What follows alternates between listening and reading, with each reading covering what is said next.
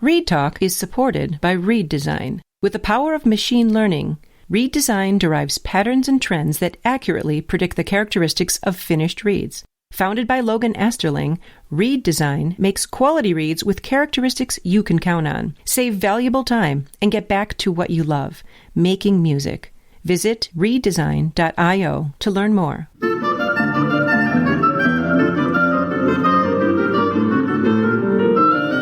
Welcome to Read Talk. I'm Margaret Marco. And I'm Courtney Miller. We're very excited to welcome our guest today, Grammy Award-winning oboist Alex Klein. Thank you so much for joining us, Alex. We're so happy to have you here. My pleasure. Let's talk reeds. I'd like to start by asking you about your reed-making mentors and influences along the way that led you to your current approach to reed-making. My greatest reed mentor undoubtedly was James Caldwell. I was a late bloomer on the long scrape. For the first 10 years of my oboe playing, I was playing on bought reeds, usually French style, and I studied with some German teachers, and I tried that European style. But then New York Philharmonic came to Brazil, and Joe Robinson gave master classes, and that was all people would be talking about. So that was my first encounter with the long scrape. And a year after that, I came to Oberlin, and then I could study, and finally actually had a major reed teacher in James Caldwell. And then after that, we get little ideas here and there, but I have to say that as a mentor, I can't not think of anybody else other than James Caldwell. And would you say that you continue to make reeds in that style, or has it altered from that original teaching? Well, it is still in the same style, but, we evolve, and our needs evolve. And I'm sure my reeds now are very different than what they were when I was studying with him. But it's just a need, necessity is a mother of invention. Every new reed we make, we'll try to make it a little bit better. Yeah, absolutely. Can you describe your current approach for reed making to us? Well, I want it all, right?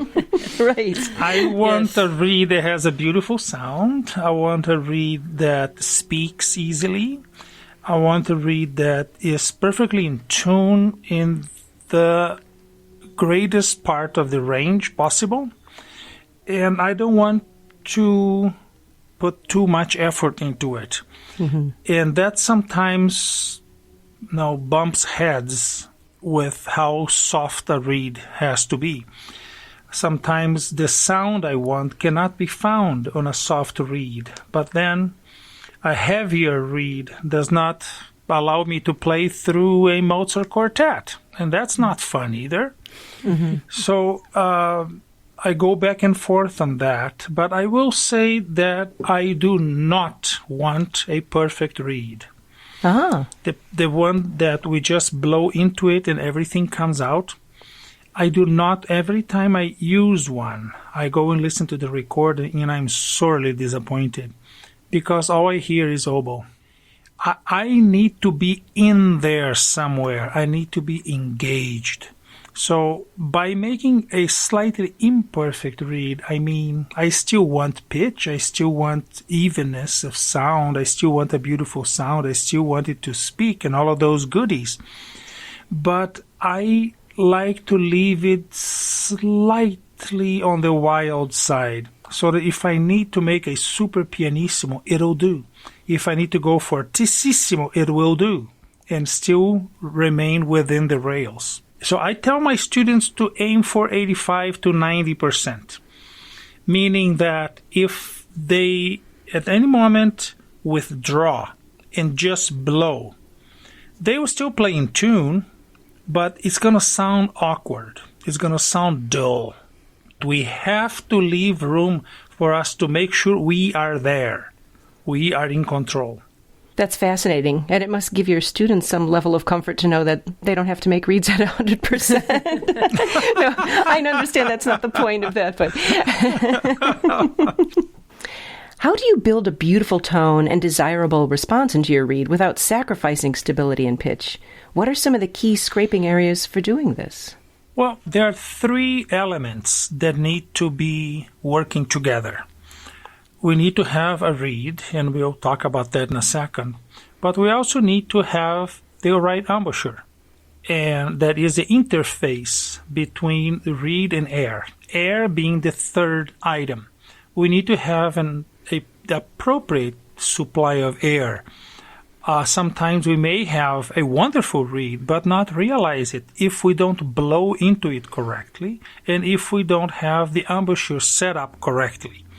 Right? If it's too tight or too loose, if our jaw is too low or too high, if our tongue is not in the right place, all of that I call embouchure, everything that happens inside the mouth.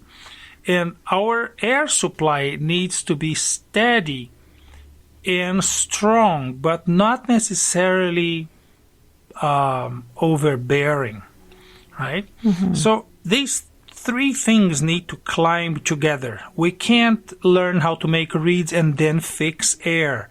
So for the reed, I aim for a sharp C crow, not a C. A C will get me to 440, and it will play well, but it will be limited in dynamics. Because if I press louder, it'll go thin, or it'll just go sharp. This sharp C crow allow me to relax and blow down a little bit on the reed when I need a softer, gentler, or ethereal sound. That change of sound, that ability to maneuver texture is very important for me. I can't play with just one sound. I need about 5.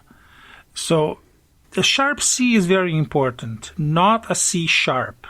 Once we go into C sharp or even higher, we blow down again, and the sound is gorgeous. But anything we play above a mezzo forte or above a high C is going to go sharp. And I've explored that in master classes when I see that people have sharp reeds and blow down. It is a gorgeous sound for that one excerpt, for that one moment. But it's unusable for a recital, unusable for a symphony when we have to play louder with an orchestra and then very soft for small details. It'll go sharp. Right? Mm-hmm. So my aim on that is for the sharp C crow. What are some key scraping areas to achieve that? The main reed for me is the tip. The tip has everything. The tip has the articulation, has the color of sound, it has the evenness, and it has the high notes. It's everything there. The heart and the back they supplement that. I can have a really good reed with a good tip and a lousy heart and a lousy back. Mm-hmm.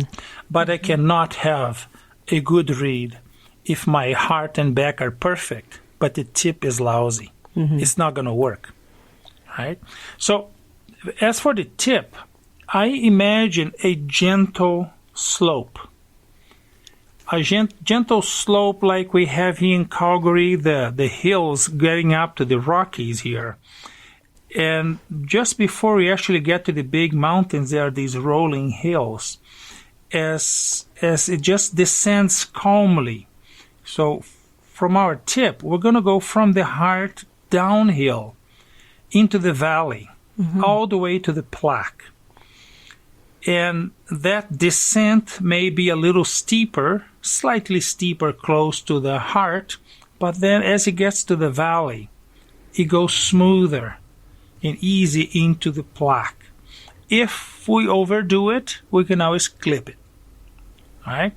And the smoother we get, the more likely it is we're going to avoid a chirp. That tends to be a problem when we thin our tips too much. So my answer to you is the tip. Right. That's super important.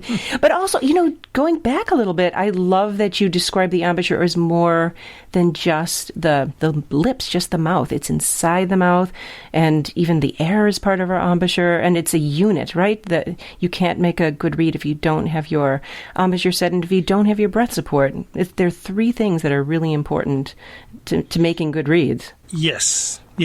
We cannot expect to make a great read if our embouchure and air are off. What is your setup? So instrument and gouge, shaper tip. Do you have any favorite cane tips for us? You think I'm going to tell you? We can always try. Yeah, well, my instrument, I have a Lurie 125. Best oboe I've ever had is a Stradivarius. For me, I love that thing. Mm-hmm. And I still have some older low A oboes around that I toot from time to time. Now, for the setup, I love being different. I love fussing around with the formulas because my main principle is that all roads eventually lead to great reads. All reasonable roads will lead to great reads. You can have a wide shape or a narrow shape, a long or short staple. It really doesn't matter. And I also have another Richard Kilmer story about that. His students told me they had an oboe party and invited Dick Kilmer and Dan Ross to come, but they were trying gougers. And they came in late at night and finally said, we came to a conclusion. It really doesn't matter. Well, it does matter, of course, but we adjust. So I will tell you my setup right away, but then if you bear with me, I will explain why. I use a wide shape. I use a Gilbert Plus 2, which I love. It grants me immediately a sweet sound. It's very difficult, actually, to make that shaper tip sound bad. But as with every shaper tip, there are drawbacks. The drawbacks with a wide shape is that you will tend to go flat. So another reason for me to make sure my crow is a sharp C, and I end up having a shorter tip and a slightly thicker heart than my friends who use narrower shaper tips. I tie them at 73 on 47 millimeter staples. Occasionally I have some 46 millimeter staples around, so I'll then tie them at 72. Where I get my cane, I do not gouge cane at this moment. I believe that people who gouge cane professionally do a wonderful job.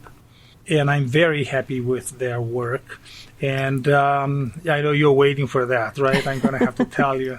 Okay, I buy my cane. I buy my cane from Mark Chudnow, and I'm very happy with that. Sometimes I get my cane from RDG as well.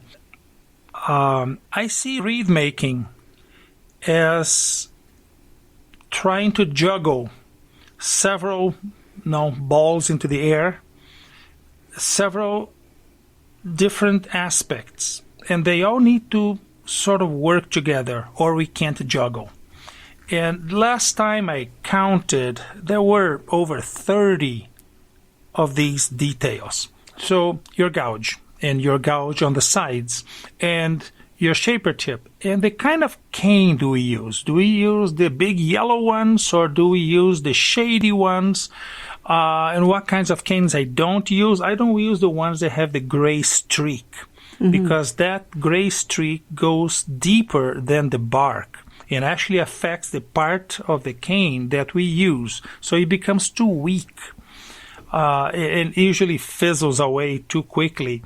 But I do use the big yellows and I do use the stained ones. And then we go into staples. How long do you want it? How open? An open staple like those that the mandrel goes straight through Well, they will allow more air to go in. More air means sharper, it means louder, it means brighter. And then a narrower staple where the mandrel does not go through